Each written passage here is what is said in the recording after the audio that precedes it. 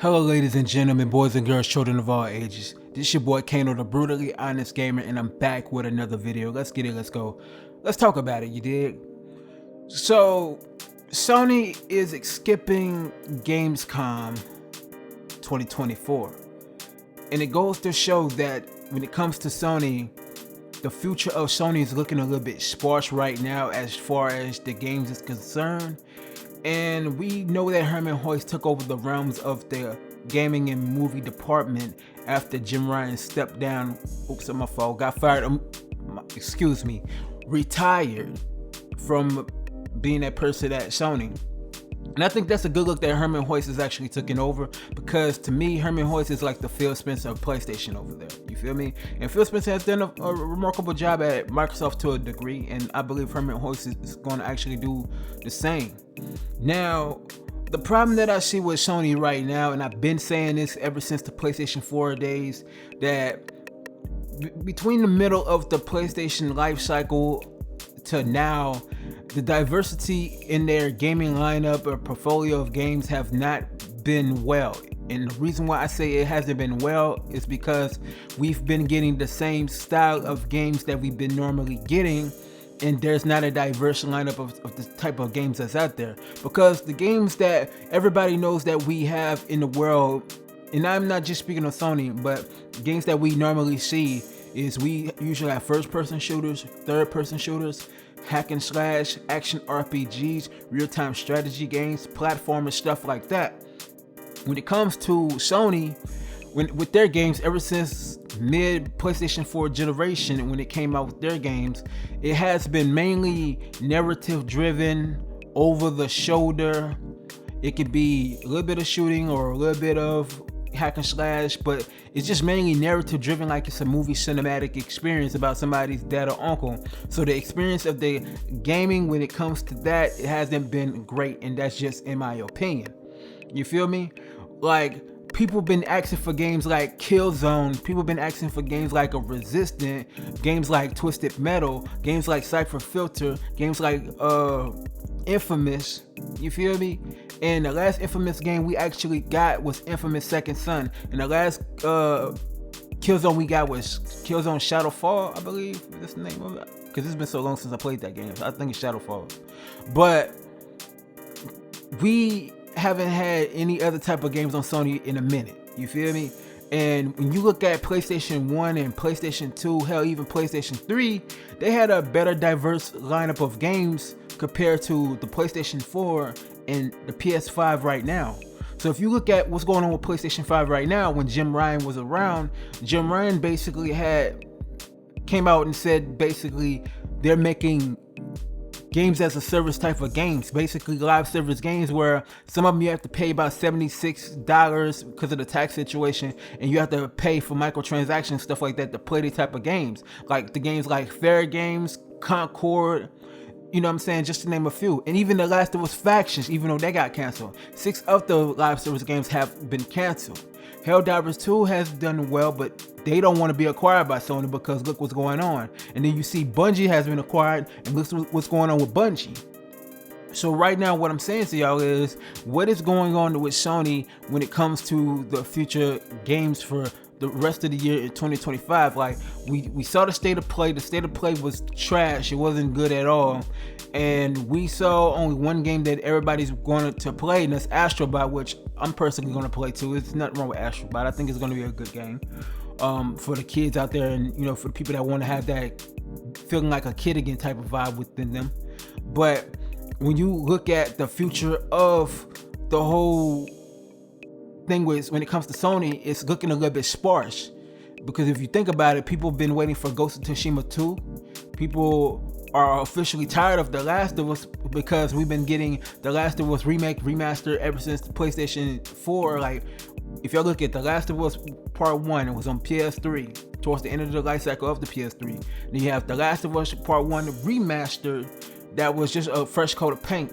Now you have The Last of Us Part 1 remake that's on the PlayStation 5, that's just a fresh coat of a major fresh coat of paint, and nothing is there. They took away the whole multiplayer aspects to The Last of Us Part 1. It's just a single player, including the prequel that came with it. Then you have The Last of Us Part 2 Remaster, which graphically it didn't have much difference within the whole thing. So, and then you look at Uncharted.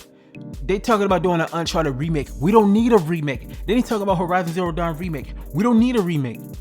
We need new IPs. We need a diverse lineup of games. And what I mean by a diverse lineup of games, we need first-person shooters. We need more third-person shooters. We need more hack and slash games. We need more, they need more real-time strategy games. They do need live service real-time games as a service games on it too. They need a more diverse lineup portfolio of games instead of getting the same style of games we've been getting ever since mid PlayStation 4. And that's why Sony has to hold that L. Hopefully they make that turnaround. Because for me, when I watch the Xbox Game Showcase, and everybody know I'm more of an Xbox guy than PlayStation, but I don't discriminate. I like PlayStation too. I grew up on PlayStation, Nintendo, all of that. So when you look at the Xbox Game Showcase, that brought back that E3 feeling. That brought back that nostalgia feeling of, yes, they got games. And a lot of them games, except for like 3 of them, I'm anticipating on playing. I'm going to be playing and I'm going to be reviewing those games on the Gamer Section channel. You feel what I'm saying? And shout out to Microsoft because they've been hooking the Gamer Section up and stuff like that. And shout out to all the game developers that's outside of Microsoft that's been hooking us up and showing some love to the Gamer Section because we are an official gaming media brand. But I digress. Now, when you look at Sony, I want Sony to succeed as far as bringing more diverse lineup in gaming, a more not just about storytelling, but more first-person shooters, more third-person shooters, more different franchises that people want back. The main game that I want back the most that they don't even talk about and everybody wants back and they're gonna agree with me on it is 2 games, matter of fact. That's Jak and Daxter and that's Sly Cooper. Not the PS2 one that's messing up right now, the emulator. We want a fresh new Sly Cooper and we want a fresh new Jak and Daxter. Jak and Daxter was that mecca of what made the PlayStation 2 hot outside of Ratchet and Clank. To me, I find Jet Set Radio. I find Jak and Daxter to be way better than Ratchet and Clank to me. That's just my personal opinion. I like Jak and Daxter more than I like Ratchet and Clank. And speaking of Ratchet and Clank, we're not going to get another Ratchet and Clank game until the next generation. That's 2029. That's the roadmap since that leak. And all we've been getting is Marvel superhero games. I bet you Ted Price that works at Insomniac Games, he's going to get tired of and he want to advance on and do other games outside of the Marvel superhero games. Like, there's a point that it's cool to have them superhero games, but we need more diversity when it comes to Insomniac Games. When it comes to Naughty Dog, we don't know what's going on with Naughty Dog. Naughty Dog is in bad shape. Look at Ben Studios. They making a live service game that we don't need. We should have had Days Gone 2. Because Days Gone 1 was okay. Days Gone 2, it would have did a lot better. That's just me speaking the figgity facts and no fiction of the nature. You dig what I'm saying? And then you gotta look back at Uncharted, right? The first Uncharted was an okay game. It wasn't the best game ever. But when you look at Uncharted 2 Among Thieves, that right there, that was a phenomenal game. Out of all the Uncharted games, Uncharted 2 was the best out of the 4. You feel what I'm saying?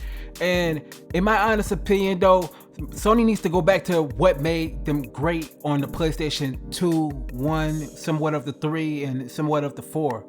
And they gotta diversify their lineup in games because it looks like 2025 is going to be sparse.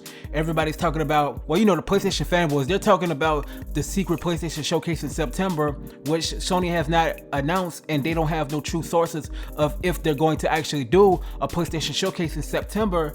Possibly not. They might do another state of play, but I don't see a PlayStation showcase. If they do, so be it. Let's see what they got to bring to the table.